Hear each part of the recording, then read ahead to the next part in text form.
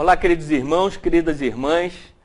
No programa Comunhão e Vida de hoje, Dom Gregório, que é um grande contador de história, escolheu como tema a arte de contar histórias, né? Como educar através da contação de história. Está começando agora o programa Comunhão e Vida.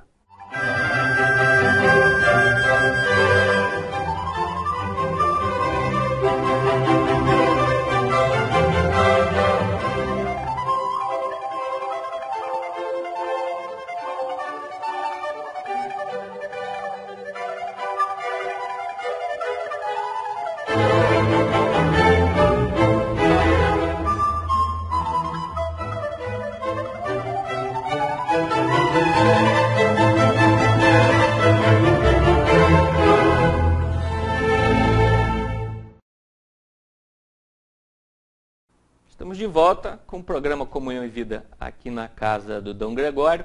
E como todos nós sabemos, Dom Gregório é um grande contador de histórias. E o programa de hoje é a arte de contar histórias.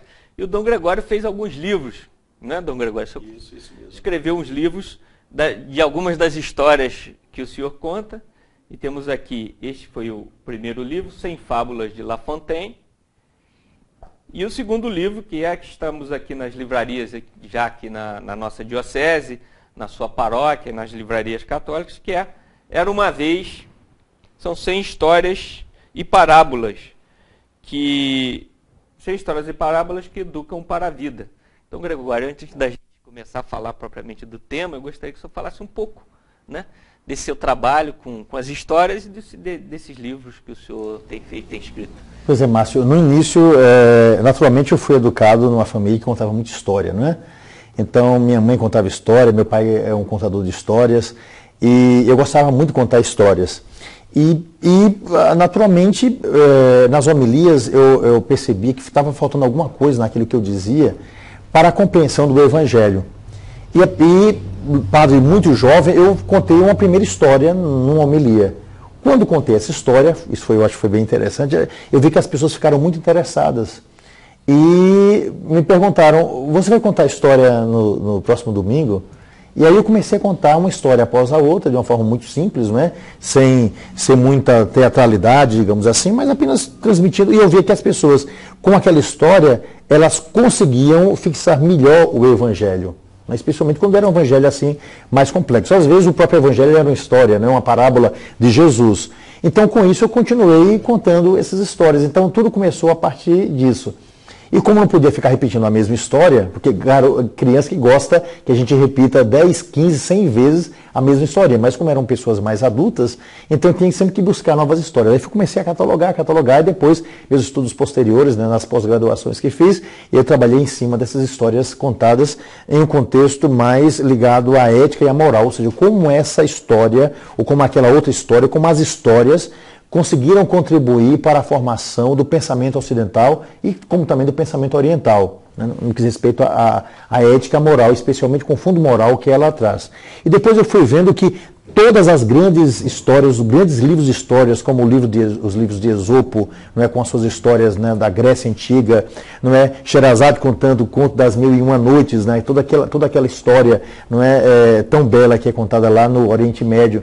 E depois, aqui no Ocidente, La Fontaine e os irmãos Grimm, tantos outros que vão contar histórias para a gente, como também os contadores atuais, né? Muito perto de nós temos Maria Clara Machado e tantos outros escritores que se preocuparam não apenas no teatro, mas também escrever historinhas para a formação da nossa juventude. Então, no fundo, era o que a gente ensinar através dessas histórias, né? Que transmissão da beleza ética e moral, né, a gente pode transmitir através dessa história. Então, com isso eu fui somando e somei um catálogo, tenho mais ou menos umas 2.700 histórias, né?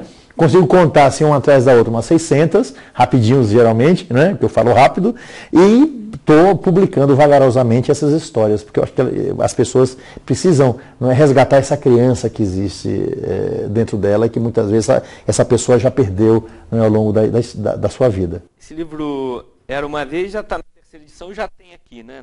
Sim, esse livro já tem aqui na Diocese, isso, no seminário, na livraria que fica ali na Igreja do Rosário, em outros lugares, nas paróquias, geralmente as pessoas podem encontrar essas histórias. Então você que está interessado em conhecer um pouco mais das histórias, não vai perder o encanto, né, das suas histórias.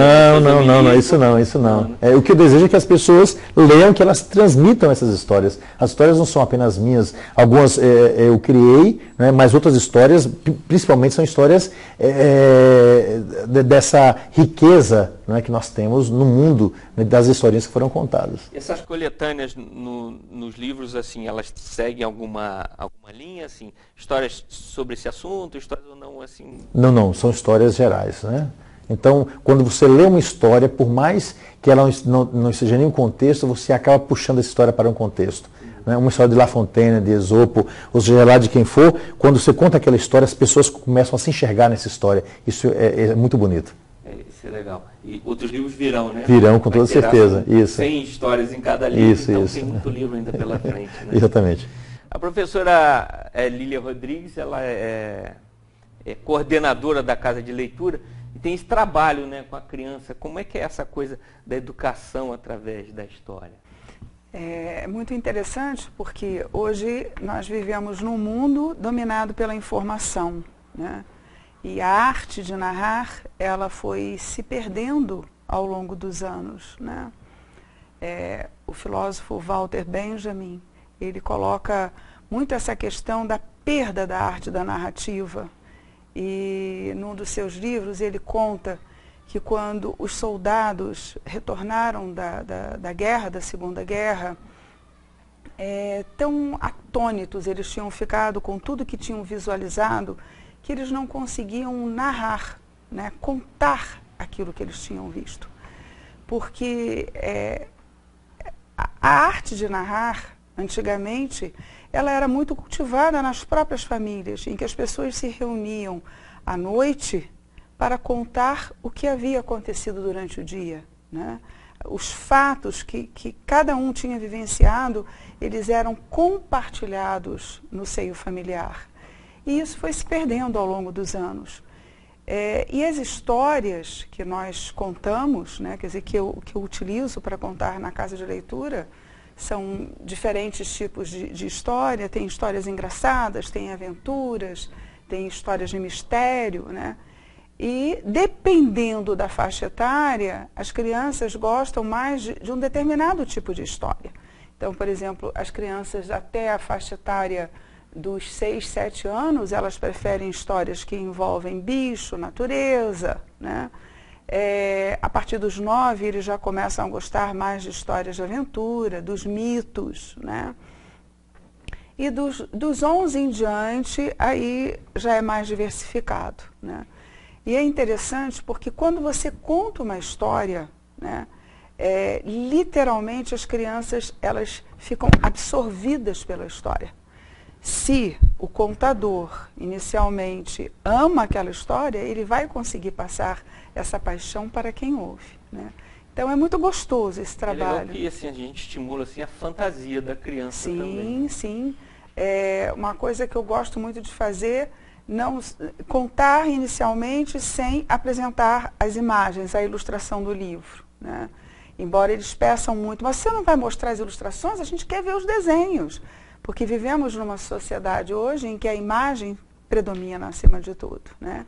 Mas é importante primeiro contar sem mostrar as imagens, para que eles tenham a possibilidade de desenvolver a sua criatividade e a sua imaginação. E é muito interessante porque quando às vezes eles veem a imagem do ilustrador, posteriormente, eles dizem, puxa, mas eu imaginei a personagem tão diferente. Essa é a riqueza, uma das riquezas. Né? Aliás, eu acho, Dom Gregório, desculpa interrompê-lo, quando se faz um filme de um livro e a pessoa que já leu o livro normalmente acha que ficou muito ruim, porque a pessoa cria todo um cenário, o personagem, né, na sua mente, na sua fantasia, e o autor do filme, ele tem a sua visão e dá um outro caráter, né, uma outra figura para o personagem. Aí deve haver esse choque, né, e a pessoa acha que não ficou legal. Né? Exatamente. Dois livros que li, que depois fui assistir o filme, eu achei assim, o filme péssimo, embora os cenários maravilhosos, né? O Nome da Rosa, de Humberto Eco, né? E Os Pilares da Terra, de Ken Follett, né? Que são 2 volumes, assim, mais ou menos umas 3.500 páginas do livro, né? São 2 volumes. eu confesso que quando assisti o filme, eu disse, meu Deus do céu, o cara acabou com o livro, né? Porque justamente as imagens que eu tinha criado, né?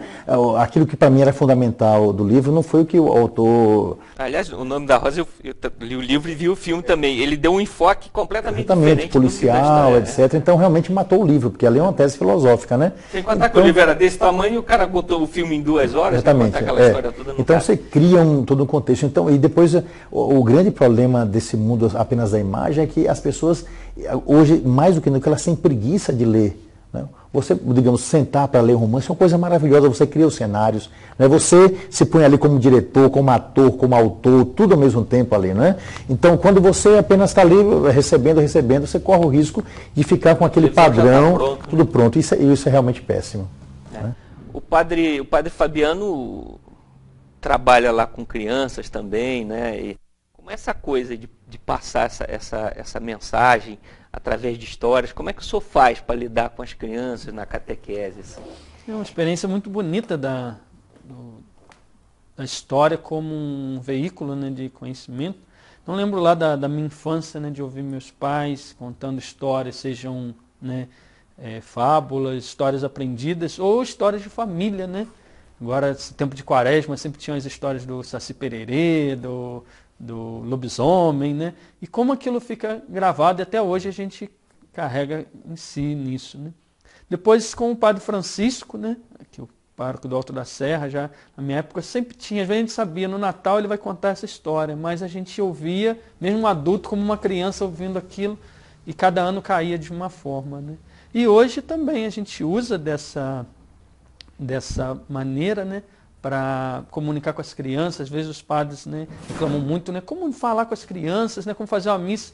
Então, às vezes falo até com os adultos, né, eu digo que falo com as crianças para os adultos, né, que eu conto uma história, eles também ficam lá ouvindo, que todo mundo gosta de uma história, né, e as crianças captam no contexto delas e os adultos, né, ouvem, né, também captam no contexto de adulto, né? Então é uma ferramenta realmente muito útil, né? E Jesus, né, Dom Gregório, era um grande contador de histórias, né? Justamente, né, o Evangelho de São Mateus, capítulo 13, versículo 34, vai nos dizer que Jesus não falava senão por meio de parábolas. Vejam só, né? O evangelista estava tão encantado com a forma como Jesus transmitia a fé, que ele faz questão de dizer isso. Né? Jesus só falava através de parábolas. E essas histórias que Jesus contava eram histórias da sua experiência pessoal, da sua observação, né? Do contexto onde ele vivia. E ele, naturalmente, devia transmitir isso, contava isso de uma forma tão forte, passando da mente para o coração, que as pessoas ficavam totalmente envolvidas. Né? Então, Jesus é realmente, talvez, o maior contador de histórias. Porque as histórias que Jesus contou estão até hoje, né? A gente está citando, comentando, e a gente consegue tirar, né, do baú, não é, da graça de Deus, digamos assim, coisas novas e velhas dessas antigas histórias. Né? É o capítulo 15 do Evangelho de São Lucas, onde está ali a parábola do filho pródigo. Né? São Marcos conta tantas outras histórias. Né? Mesmo os sermões de Jesus, que não são parábolas, mas são frases que vão tocar profundamente no capítulo 5º do Evangelho de São Mateus, não é? Que vão tocar o coração das pessoas. A gente vê que essas frases todas foram ditas sobre uma montanha, ele mandou a multidão sentar. Não é? Então Jesus, ele toma a posição de um contador de histórias, como a gente faz com as crianças. A pessoa ali já sabe muito bem, não é? As crianças geralmente estão ali sentadas, não é? Atentas, e você começa a contar a história. E como essas histórias ficaram gravadas no coração das pessoas. Né? Há 2000 anos, nós repetimos as mesmas parábolas de Jesus, há 2000 anos nós repetimos as mesmas histórias, e a gente não cansa de ouvir as mesmas histórias repetidas, e essas histórias continuam tocando no nosso coração e transformando a nossa vida. Isso é excepcional. Jesus realmente, né, dos contadores de história, não é que me perdoem os outros, que também são importantes para nós, mas inegavelmente foi de todos o maior contador, porque ele não contava uma história apenas para o divertimento ou para o entretenimento das pessoas. Eram histórias para tocar o coração e salvar a vida daquelas pessoas. Jesus desejava não penetrar apenas na cabeça das pessoas, mas Jesus queria penetrar na alma das pessoas e resgatá-la para o bem. Legal que toda vez que a gente ouve uma dessas parábolas, por mais que já tenha ouvido, a gente sempre tira alguma coisa de novo. Nós vamos dar uma paradinha para os comerciais agora. Fique aí com a gente, não saia daí, voltamos já.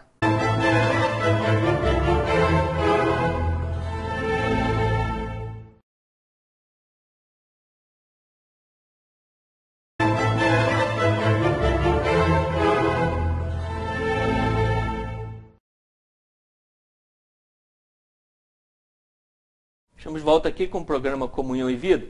E a professora Lília Rodrigues tem uma história curiosa, que é uma história africana, que conta a origem das histórias, não é isso, professora? Exato. É um conto intitulado O Baú das Histórias, e esse conto foi recontado e ilustrado por Gail Halley.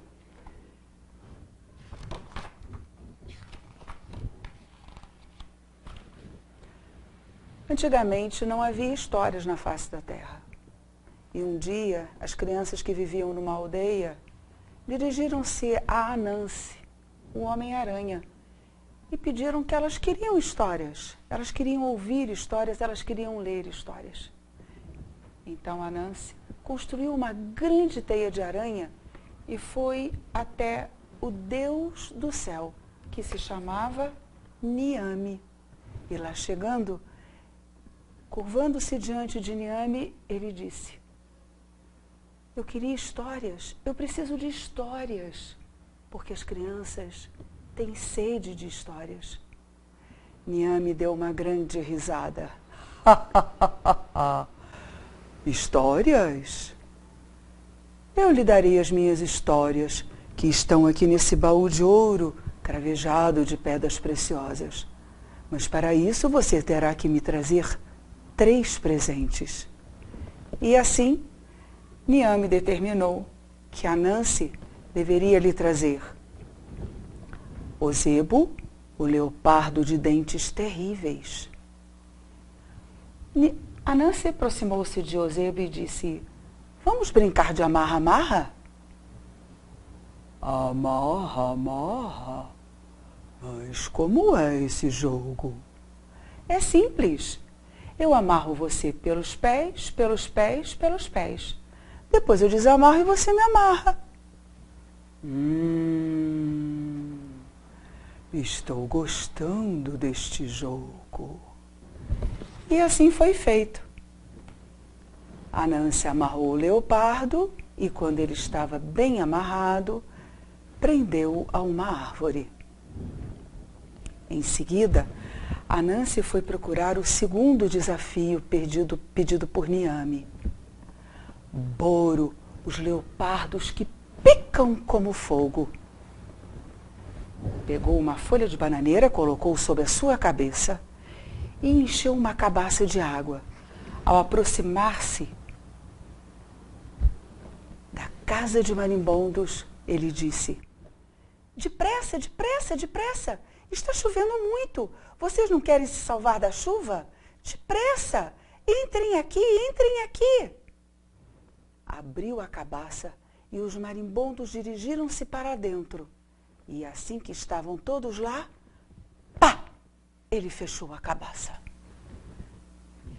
Pegou a cabaça e colocou-a junto de Boro, pendurado na árvore. E em seguida foi à procura do terceiro desafio, que era Moacha, a fada que nenhum homem viu. Ele sabia que Moacha gostava de pirê de inhame. Esculpiu uma boneca em madeira e em seguida cobriu-a toda com cola de borracha. Não levou muito tempo e ele lembrou-se do pirê de inhame e colocou uma cumbuca cheinha de pirê de inhame junto da boneca de borracha. Passou um cordão em volta do pescoço e na outra ponta ficou segurando escondido atrás da árvore. Não levou muito tempo e Moacha apareceu. Tam, tararam, tam, tam, tam, tam, tam, tararam, tam, tam, tam, tam. Vendo o pirê de inhame, Moacha disse: Bebê de borracha, me dá um pouquinho do seu purê de inhame. Imediatamente começou a comer. A comer, a comer, a comer. E quando a tigela estava vazia, ela disse: muito obrigada, bebê de borracha. Mas a boneca não respondeu. Irritada, Moatia chegou junto da boneca e disse: não me agradece? Eu estou dizendo obrigada e você não me responde? Como a boneca não respondia, Moatia, muito irritada, deu um tapa na boneca e a sua mão lá ficou presa. Bebê de borracha, você não faça isso comigo, ou então eu bato em você de novo. Como a boneca não respondeu, pá! E a outra mão ficou presa. Moatia tentou se desvencilhar da boneca com as pernas e ficou toda grudadinha na boneca de borracha. Nesse momento, Anansi, o Homem-Aranha, apareceu. Pegou a boneca e levou-a para junto de Boro e de Ozebo. Fez uma grande teia de aranha, envolveu-os e aí construiu uma outra teia até o céu. E lá chegou diante do Deus do céu. Aqui estão os 3 pedidos que você me fez. Não é possível. Como um homem tão frágil e tão pequeno como você conseguiu? Levantando as mãos, chamou todos os seus súditos e disse: deem vivas a Anansi. Ele conseguiu aquilo que nenhum outro ser tinha conseguido até hoje. De hoje em diante, as minhas histórias pertencem a você, Anansi, o Homem-Aranha. E de hoje em diante, elas passarão a se chamar Histórias de Aranha. Anansi desceu com a sua caixa até o vilarejo. Uma caixa linda, uma caixa de ouro, toda cravejada de pedras preciosas. E quando ela chegou, reuniu todos ao seu redor, abriu a caixa e as histórias começaram a se espalhar pelo mundo. Bonito, né? Acabou-se o que era doce.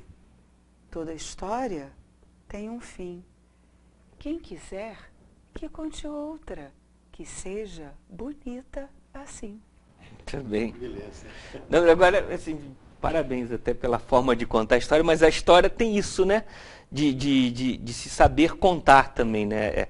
A forma como se conta, você também pode torná-la mais atraente. E o senhor, que é um grande contador de história, tem a sua forma de contar histórias. Eu queria saber se o senhor tem uma história que é bem curtinha. Bom, existem histórias curtas, histórias longas, histórias mais, digamos assim, que penetram mais o coração do homem. Eu acho a história a historiezinha mais curta que eu tenho, né? É em forma de piada. Isso geralmente as crianças contam no colégio, porque elas aprendem muito facilmente. A história de 2 tomates que desejavam atravessar uma rua, né? Então, estavam juntos e disse: olha, eu dou um primeiro passo e você vem atrás de mim. Então, primeiro, a rua era muito movimentada e foi o primeiro tomate, o outro perguntou, e o outro gritou antes: olha o carro, e eu perguntou: onde? Acabou. Então, é uma história simples que mostra uma situação de vida, né, de 2 pessoas que precisam estar atentas. Mas existem histórias profundas que acho que exige de nós um pouco mais vagar no contar, como a professora Lília fez aqui, né? Por exemplo, uma história que me toca muito o coração é uma história que eu ouvi há muitos anos atrás, que falava sobre o homem mais invejoso do mundo. Eu acho que valeria a pena contar para você essa história, né? Então, dizem que o homem mais invejoso do mundo caminhava, né, por uma trilha, quando, olhando para o chão, via uma lâmpada, aquela mesma do Aladim, né? Ele pegou a lâmpada e disse: não, isso não pode ser uma lâmpada maravilhosa, né? Isso não existe. Mas quando ele resolveu esfregar a lâmpada, de dentro da lâmpada saiu um gênio maravilhoso. E o gênio, se inclinando para ele, disse: aqui estou, meu servo, meu Senhor, aqui estou, meu Senhor, pronto para servi-lo. Pois bem, naquele exato momento, o gênio, olhando para aquele homem invejoso e lendo seu coração, ele disse: Aladim fez 2 pedidos, mas esqueceu de fazer o 3º pedido. E o senhor tem direito, meu senhor invejoso, de pedir aquilo que o senhor quiser. Entretanto, aquilo que o senhor pedir, aquela pessoa da qual o senhor tem inveja vai receber em dobro. Se o senhor pedir a mulher mais bela do mundo, ele vai receber uma mulher ainda mais bela. Se o senhor pedir R$1 bilhão, ele vai receber 2 bilhões. Se o senhor pedir para ser o homem mais rico da face da terra, ele será ainda mais rico. Então, o que é que o senhor pede, amigo, não é? Meu senhor, não é? Considerado o mais invejoso da face da terra? O invejoso parou, pensou, disse: o que é que eu vou pedir a esse gênio? Eu não posso errar nesse pedido. O que é que eu vou pedir? E à medida em que ele ia pensando no que ia pedir, ele ia lembrando do que aquela pessoa que ele tinha inveja, né? Sabendo que essa pessoa ia receber em dobro. E depois de muito pensar, com uma alegria imensa, ele pediu ao gênio: me arranque o meu olho direito. Então, essa história um pouco dura mostra exatamente, moral da história, né, o que é o invejoso. Né? Podendo escolher o melhor possível, ele prefere se prejudicar para que o outro não tenha. Então, um filósofo alemão chamado Schopenhauer, ele diz 3 frases que servem de moral para essa história. Ele diz, em primeiro lugar, que ciúme é querer o que já se tem. Cobiça é querer o que não se tem. E inveja é querer que o outro não tenha. Então essa história mostra perfeitamente o que é invejoso. É desejar que o outro não tenha. Uma história um pouco dura, mas que mostra o que pode ser o nosso coração quando a gente tem inveja do outro. Você vê que a gente está aqui falando, né? Quer dizer, com histórias a gente aprende muita coisa, né? Você vê que a história de fato é um instrumento de educação. Não é isso, professora? E eu, às vezes, digo que as histórias são como pequeninas gotas homeopáticas, né? Porque elas ajudam demais, principalmente as crianças, a resolverem os seus conflitos internos, principalmente os contos de fadas, né? Até os 8 anos, as crianças necessitam de contos de fadas. Eles são essenciais, porque eles colaboram para isso, né? Na resolução dos conflitos. Por isso, e muitas vezes, quando a gente está contando uma história, ou a mãe está lendo uma história, a criança, quando a história termina, a criança diz assim: conta de novo aquela parte em que isso acontece. A criança pede isso, porque é daquele momento, daquela emoção que ela está precisando para diluir algum conflito interno que tem relação com aquilo. Tudo bem. É isso aí, nós vamos dar uma paradinha para os comerciais. Voltamos no próximo bloco falando um pouco mais de histórias e falando também um pouco mais de Jesus, esse grande contador de histórias. É isso aí. Voltamos já, não saia daí.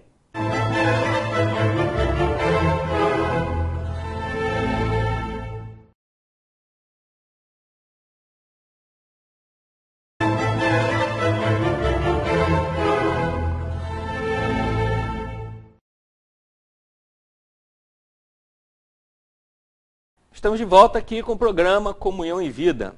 E eu queria falar um pouco aqui com o Padre Fabiano, que está muito quietinho aqui. Padre Fabiano, quer dizer, o seu ofício, né, a sua vocação de sacerdote, lhe impõe o fato de usar muito a palavra, não é? E a palavra é um grande instrumento, né, do pastor, né? Então eu queria saber do senhor essa sua... Quando o senhor se deparou com essa coisa de ter que ensinar, de ter que falar, como é que foi isso, né?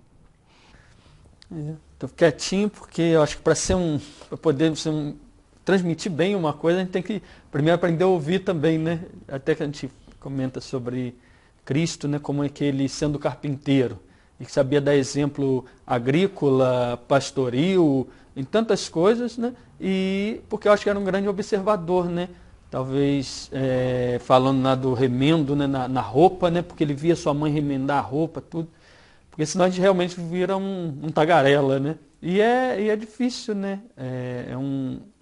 você ser um transmissor, né, de uma verdade, né, não simplesmente das suas opiniões, né, saber usar as histórias para ensinar, né. Eu tenho um amigo que ele sempre diz, poxa, ele é professor, sempre foi um grande comunicador com jovens, mas ele dizia, o teu ofício é muito difícil, porque você chega numa assembleia que tem crianças, tem idosos, tem um doutor lá sentado, tem uma pessoa analfabeta, e realmente a gente se assusta, bom, como eu vou dizer isso, como eu vou dizer aquilo, né? E a história se torna um instrumento, sejam, né, parábolas, histórias criadas, ou a maneira de contar um fato, né, que você viu da sua infância, um fato que você percebeu, né, e olhando muito essa metodologia de Jesus, né, que às vezes criava, né, uma vez um pai que tinha 2 filhos, e outras vezes ele citava um provérbio, ou vocês veem as nuvens e sabem que a chuva está chegando, né, usa fatos muito concretos, né, então é um constante aprendizado, né, de usar a palavra, né, e as histórias também como um bom instrumento, né. Então, Gregório, ele está falando aqui, né, dessa forma de Jesus, de ensinar. Na verdade, Jesus nunca escreveu nada, né? Nunca. Mas a única coisa que a gente sabe, para não dizer que nada, é quando ele está na areia, né, no episódio daquela mulher adúltera, então ele escreve na areia, quer dizer, alguém que escrevia e alguém que lia. No episódio, quando Jesus leu o texto do profeta Isaías na sinagoga, então era um homem que lia, né? Ele lia, estava lendo ali no aramaico, melhor dizendo, lendo no hebraico e falando no aramaico, que era a língua do povo, né? Que são línguas próximas, com algumas diferenças, tipo, né? Então ele transmite aquilo que ele lê direto do hebraico para o aramaico. Era também um tradutor. Né? Então, ele não deixou escrito seus ensinamentos, não deixou por escrito. Mas essa forma dele ensinar, né, contando histórias, eu acho que ele conseguiu fazer com que esse ensinamento chegasse até hoje. Né? Sim, porque se você pega, por exemplo, os capítulos finais do Evangelho de São João, são capítulos profundamente teológicos, então são capítulos complexos. Entretanto, quando você olha os evangelhos sinóticos, aqueles que têm a mesma visão sobre Jesus, né? O evangelho de Mateus, Marcos e Lucas, a gente vê que há uma preocupação muito grande em Jesus falar especialmente para o povão, para as pessoas que estão se convertendo. A gente tem que lembrar que os apóstolos de Jesus eram homens simples, né? Era gente do povo, pescadores, homem pouco alfabetizado, se a gente pode assim falar. Depois a gente percebe que a grande multidão que segue Jesus no primeiro momento são as pessoas mais pobres, as pessoas do campo. Então, como falar do reino dos céus para essas pessoas? Se não, com uma linguagem que elas conseguiam compreender, né? Aquilo que tocava o coração. E a gente vê, por exemplo, no capítulo 15 do Evangelho de São Lucas, ali está a parábola do filho pródigo, né? A gente percebe que Jesus está falando, não é, de algo que as pessoas sabiam, né? O pai, o filho que estava lá trabalhando no campo, não é? Do cabrito, da ovelhinha que o irmão mais velho reclama que nunca deu um cordeiro para que ele matasse, cordeiro gordo, que era normal numa festa. Então, as vestes, né, daquele que não era escravo, então põe sandália no chão, porque o outro vivia agora na escravidão do seu pecado. O anel, que é reconhecimento daquele que vem de uma família que tem um nome. Então, o acolheu outra vez. Então, as pessoas conheciam essa realidade. Então, Jesus fala do seu coração, né, para aquilo que o coração das pessoas conheciam. E transmitindo algo extremamente profundo, extremamente belo, né? E as pessoas ficavam apaixonadas por Jesus. É interessante também que Jesus sempre fala para essas pessoas, a multidão está ali atenta, ou seja, as pessoas estão sentadas, como o contador de história geralmente faz, né? Senta as crianças ou as pessoas e começa a contar essa história de uma forma tão bela e tão simples. Então Jesus fazia isso perfeitamente, porque ele falava tirando da sua cabeça para o seu coração. E o grande ensinamento que a gente sabe que o grande aprendizado da pessoa é quando ela consegue tirar aquilo que é fruto da sua grande inteligência e passar para o coração. Porque quando a gente passa para o coração, a gente pratica aquilo que a gente aprendeu. É essa beleza que Jesus faz o tempo todo. Ele vai buscar esses elementos mesmo do povo, né? Da cultura. Para cada povo, para cada lugar onde ele está, ele busca, né? Para o pescador ele fala de peixe, né? Para o lavrador ele fala de colheita. Exatamente. Então é esse o contexto. Então ele fala enculturando o seu pensamento, né, no coração das pessoas, né, e naquilo que as pessoas conseguiram entender, né, sem a preocupação de fazer grandes teologias. Isso é que é bonito, né? Jesus não queria uma transmissão acadêmica. Jesus não queria apenas, né, mostrar, olha, eu tenho todos os diplomas aqui na parede porque eu sou mais inteligente do que todos os doutores, porque eu sou Deus. Ele não quis fazer isso. Ele quis ser com as pessoas. Ele quis ingressar no universo das pessoas. Porque é muito bonito até quando você fala muita coisa e alguém diz assim, o que você falou? Ele falou muito bonito. E o que você conseguiu entender do pensamento dessa pessoa? Não entendi nada, mas que ele falou bonito, falou. Então, isso significa dizer que esse pensamento realmente não tocou o coração. Jesus queria transformar, e Jesus queria ganhar a alma das pessoas. Aquilo que até o reconhecimento do povo, né? Ele fala com autoridade, não como os mestres da lei. Exatamente. E ele falava de uma maneira tão simples, né? As historinhas contando de uma ovelha que se perde, tudo, mas tinha uma autoridade, né? Tinha uma vida grande. Ele não era apenas uma transmissão acadêmica, vamos dizer, a lei está assim, está assim. E todo pregador da palavra tem que ter uma preocupação muito grande, quem vai pregar a palavra de Deus, que é não chamar a atenção para si, mas a chamar a atenção para um outro. Então o mais importante não é uma tese doutoral que eu vou ali defender, o mais importante não é mostrar minha inteligência, ou que eu sou capaz de transmitir alguma coisa. O mais importante, né, é eu levar Jesus Cristo e a sua simplicidade, a sua humildade para o coração das pessoas. Se nós conseguirmos fazer isso, então a pessoa realmente vai se converter, não através de uma ideia, mas por causa de uma pessoa, né? E por trás dessa pessoa está um ensinamento profundo, que não apenas resgata o melhor de nós, mas salva também, que é Jesus Cristo. O contador de história, ele tem que ter essa preocupação, né? Quando a gente vai escolher uma história para contar, em primeiro lugar, aquela história ela tem que tocar o coração do contador, né? Contar de cor não é só na cabeça, cordes, coração, né? Quer dizer, a história tem que estar no seu coração, ela tem que realmente ter sensibilizado, né, o contador. Porque se não for assim, a história, que é a estrela, ela é a estrela, não é o contador, é a história. Ela não vai tocar quem a ouve, porque o contador não foi sensibilizado por ela. Então, como Dom Gregório relatou em relação às parábolas, né? Cristo, as parábolas saíam do seu coração, né? Criadas por ele, mas do seu coração. E queriam transmitir uma mensagem que ele transmitia de forma bela, de forma sensível, né? Porque ele, em primeiro lugar, tinha se tocado com aquilo. Então, a função do contador também é essa, né? Também tem uma coisa muito importante, eu acho que Jesus está muito preocupado que as pessoas enxerguem, né, elas mesmas e não apenas aponte para os outros. Porque todo o trabalho do fariseu era apontar o pecado do outro, era ficar o tempo todo acusando os outros, e eles não olhavam para eles mesmos, né? O que Jesus faz? Jesus coloca as pessoas diante delas mesmas, como se fosse um espelho. Aliás, tem uma história que conta muito bem isso, né? Uma senhora comprou a casa dos seus sonhos, um bairro lindo, maravilhoso.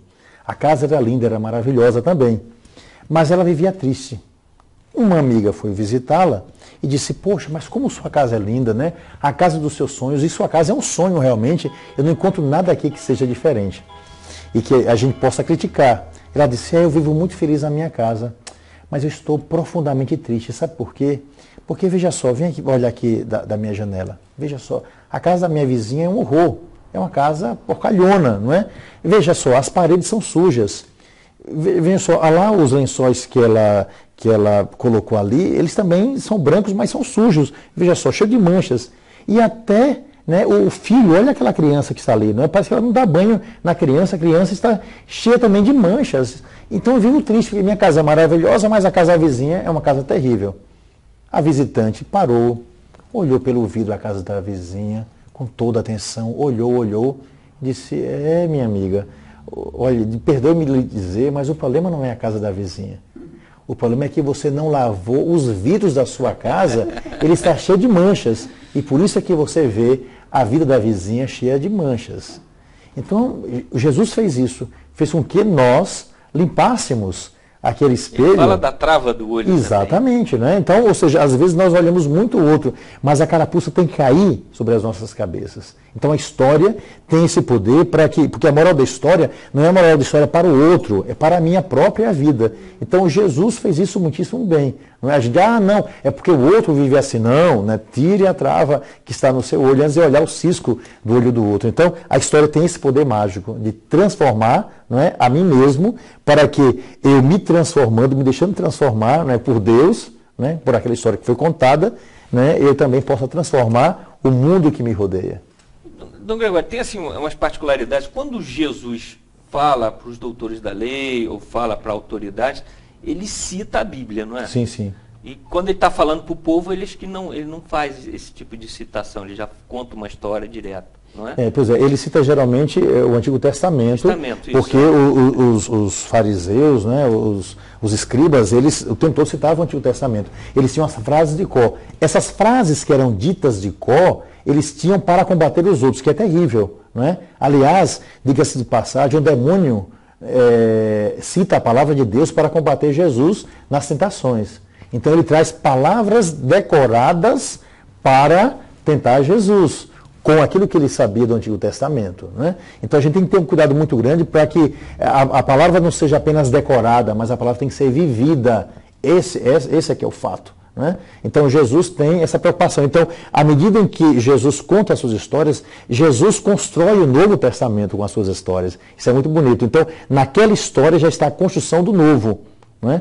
Para os fariseus, para os doutores da lei, ele vai citar, porque eles o tempo todo utilizam isso aqui. Porque o mais importante para Jesus não era apenas decorar a palavra, não era apenas ter a Bíblia de cor, e os fariseus sabiam tudo de cor, do início ao fim, mas é viver a palavra. Tem história, aliás, que conta muitíssimo bem isso. Houve uma reunião, né, numa paróquia de um círculo bíblico, pessoas estudando a palavra de Deus. E cada um começou a dizer qual era a melhor tradução da Bíblia. O primeiro disse, a melhor tradução é a Bíblia de Jerusalém, porque ela está fiel, não é, na tradução aos escritos antigos. Outro disse, não, a melhor Bíblia é da CNBB, porque os bispos do Brasil traduziram essa Bíblia e é uma palavra oficial. Um terceiro disse, não, a melhor tradução é a tradução da Bíblia pastoral, porque a gente lê, cada frase a gente entende perfeitamente. E outro disse, não, a melhor tradução é da Sociedade Bíblica lá, não é? Porque é uma tradução que vem lá das origens, e vários tradutores fizeram todo um trabalho, e aquela tradução é a melhor tradução. E assim, cada um foi dizendo qual é a melhor tradução da Bíblia. Até que um rapaz falou, a melhor tradução é a tradução da minha mãe. Todo mundo ficou espantado, disse assim, e sua mãe já traduziu a Bíblia? Ele disse sim, ela traduz a Bíblia todos os dias através dos atos que ela pratica. Então a melhor tradução da Bíblia é justamente praticar o que diz a Sagrada Escritura. Então o que é que Jesus Cristo fez? Jesus Cristo não falava apenas do Antigo Testamento ou da Bíblia. Jesus é a resposta definitiva. Jesus é o Novo Testamento. Jesus é o Senhor. E aquilo que Jesus ensinava, antes ele praticava, não é? Fazendo com que a mente concordasse, não é, com aquilo que o coração desejava.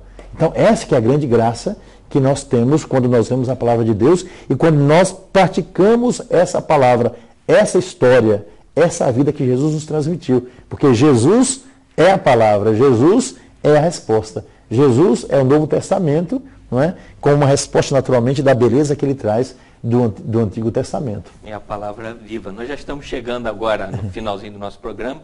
Quero agradecer a professora Elia Rodrigues por estar aqui conosco, também o padre Fabiano.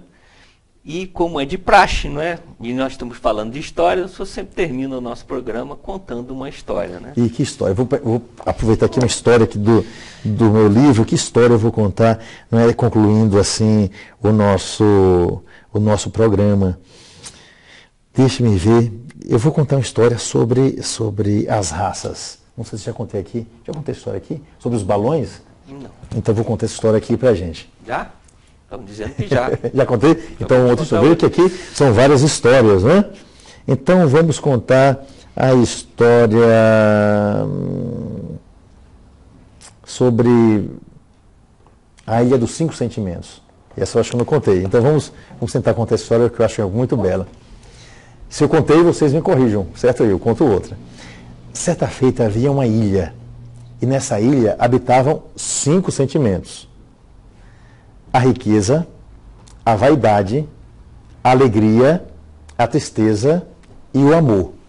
Um dia o amor ficou sabendo que aquela ilha ia ser invadida pelas águas, e por ser o amor, foi imediatamente avisar os outros sentimentos para que eles preparassem os barcos para a grande fuga.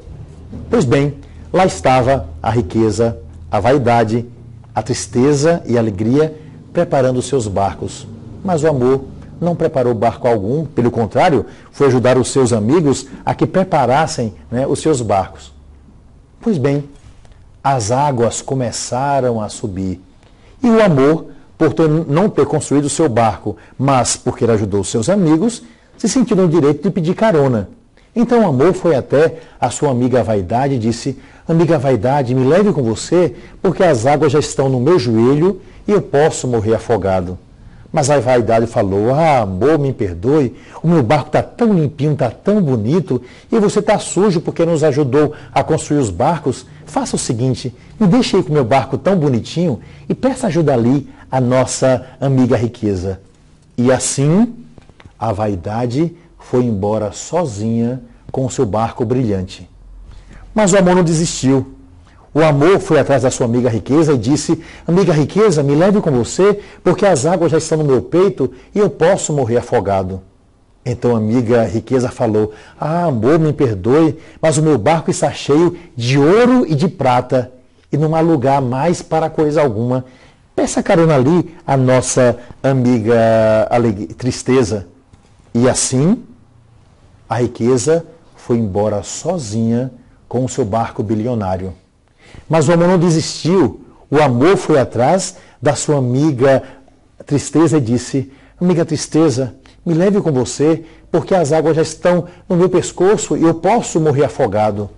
Mas a amiga tristeza falou: amor, me perdoe, mas eu prefiro ir embora sozinha com a minha tristeza. Estou depressiva, estou com síndrome de pânico, já tomei hoje 5 Lexotan e não melhorei. Eu realmente prefiro ir embora sozinha com a minha tristeza. E assim, a tristeza foi embora sozinha com o seu barco sombrio.